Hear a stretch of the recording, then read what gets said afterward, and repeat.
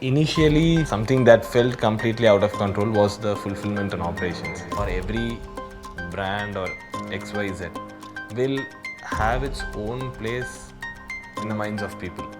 See, it is always a common notion that lower the price means lower the quality, which is not true. India is not like that. You cannot see one huge trend that everybody in the nation wears or everybody in the nation follows at the same time. Every native national brand starts with a local secret. From the tight, bustling streets of places like Tirupur, Surat, Jaipur, Ludhiana, and many more, it starts with a small sewing machine, a local warehouse, but massive amounts of hustle. So, what does it take for a local setup to move from the grit of the street to the glory of national stage? Hi, I'm Achin Sethia, CEO of Snapdeal, India's favorite value fashion platform, and this is Gully to Glory.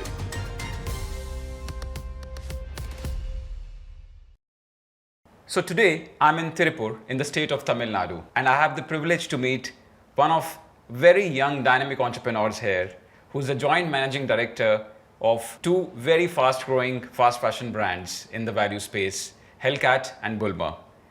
Kevin, welcome on the show. Thank you. Tell us about yourself, your family, when you started this business and when you moved into online space. Right. So we started the business in 2001 and it was started by dad. I joined like around 7 years back. That is when we started e-commerce also. Who's your customer? How do you describe them? So Bullmar will reach out to any audience who are looking for value. Again, anyone looking for value, there is no age limit to them or there is no demographic, geographic limit to them. That's a very good So point. it is very reachable. I mean, it will penetrate wherever it goes. What is the hardest part of selling to someone who's seeking value, in your judgment? Since India has a huge, geographic and demographic, the expectation of each customer would be different. It is not that, it is a very homogeneous thing. Everybody wants the same thing.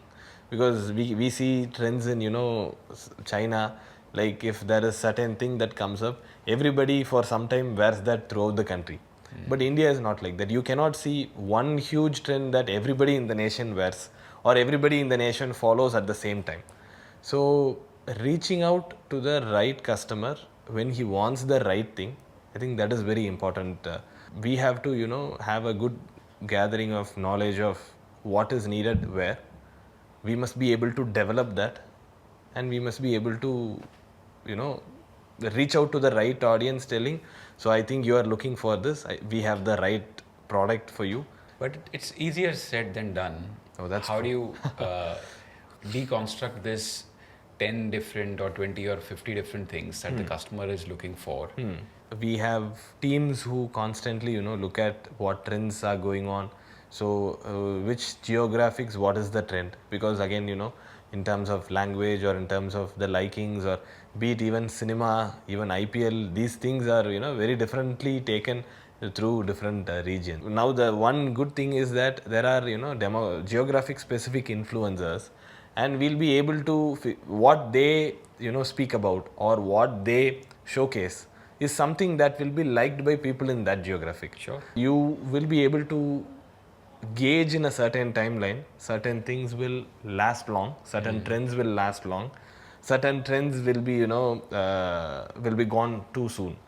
What is the percentage of failure rate in your prediction of trends normally that you've seen?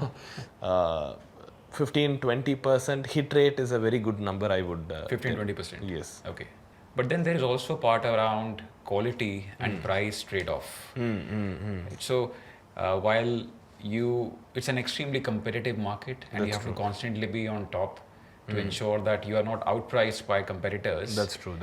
In that process, how do you ensure that you maintain your quality and trust with this value shopper? See, it is always a common notion that lower the price means lower the quality, which is not true. I'll tell our classic case. So, we want to add better value to the customer.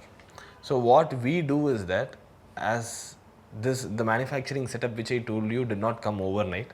It was, the 20 years of what we have built. And we still are building, still are adding more, capabilities in-house, still are adding a lot of things that can be done better in-house. We are getting it in-house. This is a very unique business model, especially when you think about Tirupur. Not many people may be producing their own fabrics, right? Right. At least in a brand perspective. So as a brand, this is one of our USPs, Okay. where we stand very unique, and this is something that gives us the edge over other brands. We have the consistency in what we produce, because that matters a lot when you reach out to the customer. So since it is all in-house, the consistency always remains the same. Second one is with regards to availability, because whenever there is a demand, when we have external dependencies. The other aspect is unit economics. I think economics is a thing that works not just in our industry, in any industry. So when the scale increases, our fixed costs are constant, maybe growing, but not at the rate of the growth of volumes. So we have a better leverage there, and I think that is what we pass on as a cost benefit to the customer. So the quality, what product, everything remains completely the same. So considering the fact that our costs come down, so we pass that benefit to the end consumer. How do you sort the distribution problem? I think distribution is not sorted more by me. I think it is sorted by you more. So that one problem you can outsource while you figure That's out true. what to create. That's- It's been now how many years? 7, 8 years? Should be around 7 Since years. you've been with 6, 7 Snapdeal. years, yeah. As we started selling on Snapdeal as well, so it was sort of new markets were getting penetrated, new areas that we never penetrated through offline.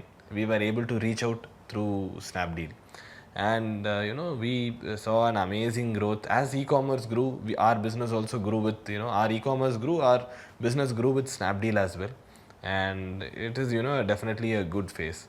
And definitely that problem that Snapdeal has solved and is solving is that there are certain areas of tier 2, tier 3 India, wherein it is not the market, offline market or any market is not much organized there.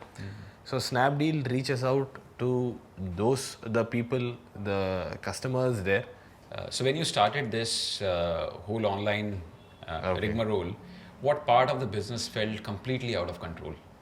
So I think initially something that felt completely out of control was the fulfillment and operations. But operations were something that we did not have a lot of exposure into, how things worked systematically or how things had to be set up. So it would take immense amount of time every day. As much as how much we would focus on sale, it would take the same amount of time in fulfillment and operations. So tell us the one thing which really made your fulfillment work. So I think one big thing is that we implemented Unicommerce. So Unicommerce is one big step that we took towards completely systematizing the fulfillment process, and from end to end all our fulfillment centers right now run on Unicommerce. And I think right now things are happening very systematically. There is no manual interventions from the GRN, which is the first step, to goods getting shipped out. Things happen as a flow, and I think that is one big step that has helped in improving the complete fulfillment process. If there were one big myth you want to bust today Okay. about selling fashion online, Okay. what would it be? The biggest myth that I think is returns is loss-making factor in e-commerce. So I think returns are something that is part of e-commerce. It is very important for to add that buffer for the customer, because customer doesn't get to physically see our product, touch, feel it, so on, which he might do in a store. We have to figure out ways on how to handle it well. I think returns are better handled by marketplaces now than much before. That right products are delivered to us. Maybe the returns are delivered in a good condition.